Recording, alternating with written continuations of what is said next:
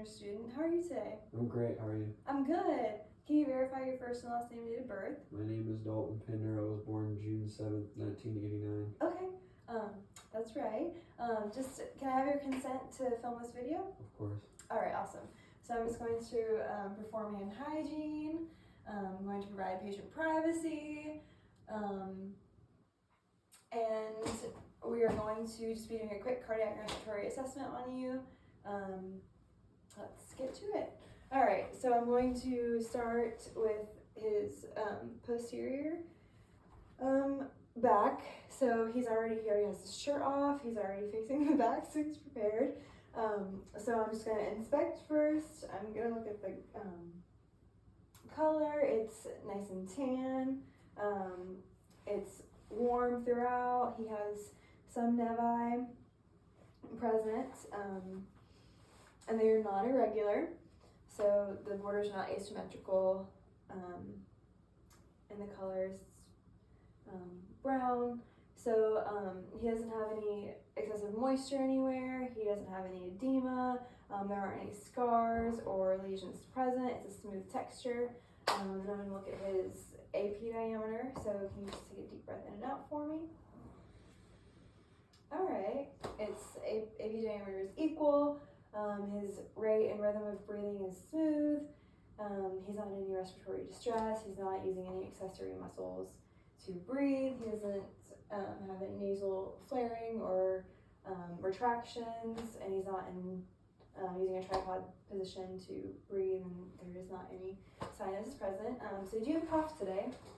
No, I do not. Okay, good. So he doesn't have any sputum present. So I'm just looking for any deformities, and he does not have any noted. So I'm just going to palpate for symmetrical chest expansion on the posterior side, so you can just take a deep breath in and out for me. Good. And I'm just going to go down here. Good. Okay. So posterior chest expansion is symmetrical on both sides. So then now I'm going to just look for tactile, or palpate for tactile fremitus. So I'm just going to palpate, and if you can just, whenever you feel my fingers touch, if you could just say 99 for me. 99, 99, 99, 99, 99. Okay, good. So the vibrations were all equal throughout. So that is not indicative of tactile fremitus. So now I'm just going to percuss all over the posterior lung field. So I'm just going to percuss.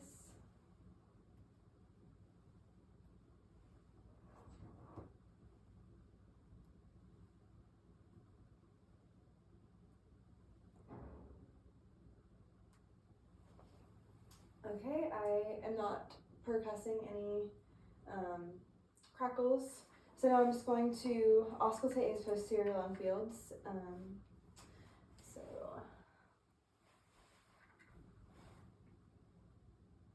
deep breath in and out. Good. Again.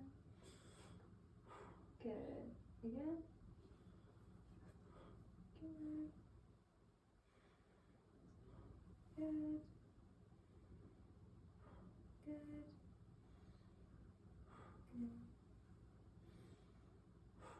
Good. Alright, so there was not any bronchi or crackles present, and no wheezing is heard. So then I'm going to auscultate for agonaphy. So I'm just going to listen to your lung fields while you say E. So every time you hear or you feel the stethoscope placed on your back, just say E for me, okay? Okay.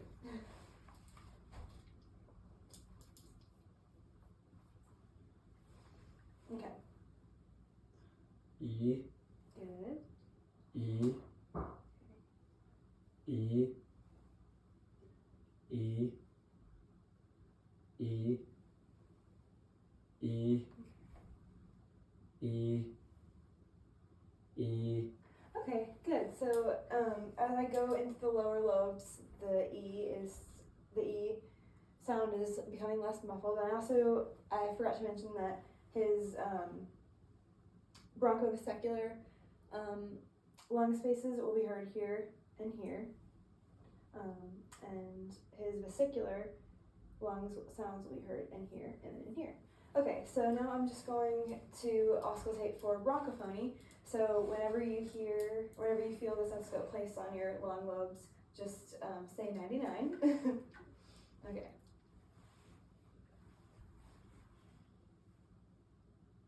99. Good. 99. Okay. 99. 99. Good. 99. 99. 99. 99. Okay, good. So again, it becomes less muffled in the lower lobes, which is a normal finding. So now I'm just going to do the whisper pectorally exam. So I'm just going to have you whisper 99 whenever you feel my stethoscope touch against your back. Okay? Nice. Okay. So just whisper.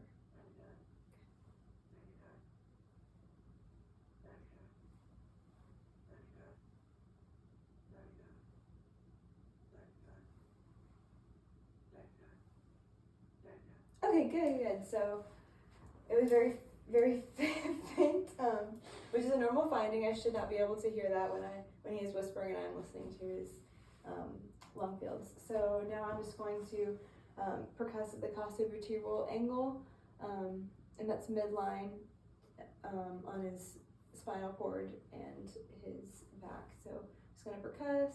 Any pain or tenderness? Nope. Nice. Okay, so that is everything for the posterior. So if you just turn around and just going to do your anterior.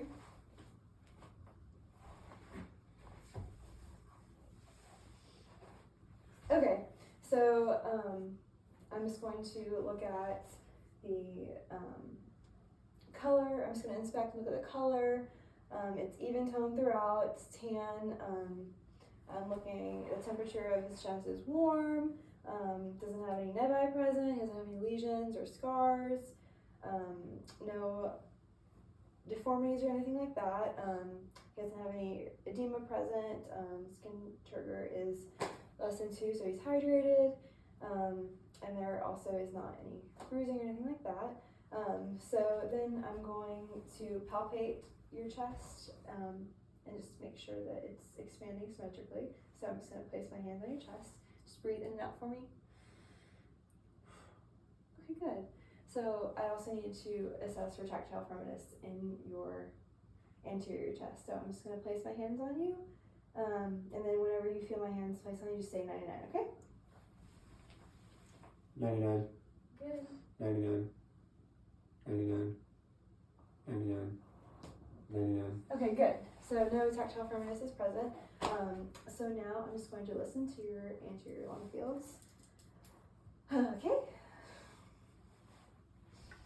So a deep breath in and out when you feel this placed on you, okay?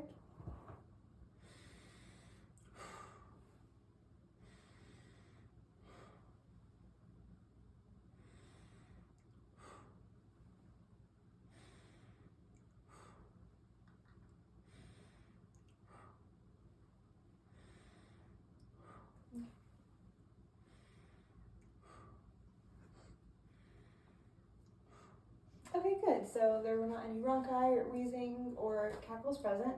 So next I'm going to just listen to your heart sounds with the bell and diaphragm scope. Yeah. So I'm just going to listen with the bell first and assess for bruits. So, and I forgot to mention, his bronchial breath sounds will be heard in this area, and tracheal will be heard here. Anyway, so yeah, back to your heart sounds. Okay, so I'm listening at the bell for assessing for bruits. So I'm going to listen at the aortic valve. Good. Pulmonic.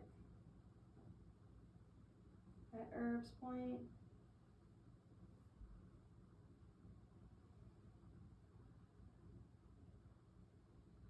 Tricuspid, and then mitral.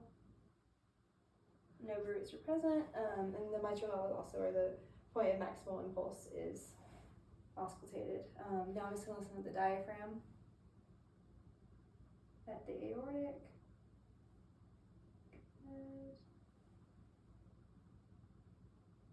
Good. Pulmonic. This is Erb's point. Tricuspid. And mitral. Alright, good. So no murmurs were heard, no bruits, no habitations, other noises were heard. His rate and rhythm is smooth. So now I'm just going to, I did auscultate his PMI and his pulse was 60. So now I'm just going to have you lie down on the examination table. You can just lay it. Okay. So here I'm just going to inspect for heaves and lifts. So I'm going to just look at you, and I do see a heartbeat. He is thin. So you can generally see a heartbeat on patients who are thinner. So that's good. So I'm just going to listen to your heart sounds now with you just laying down. So I'm listening at the diaphragm. So aortic. Good. Pulmonic. At Erb's point. Tricuspid.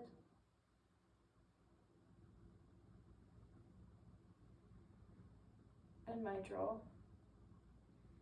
Okay, good. So now I'm going to listen with my bell and assess for bruits while he's laying down. So the aortic,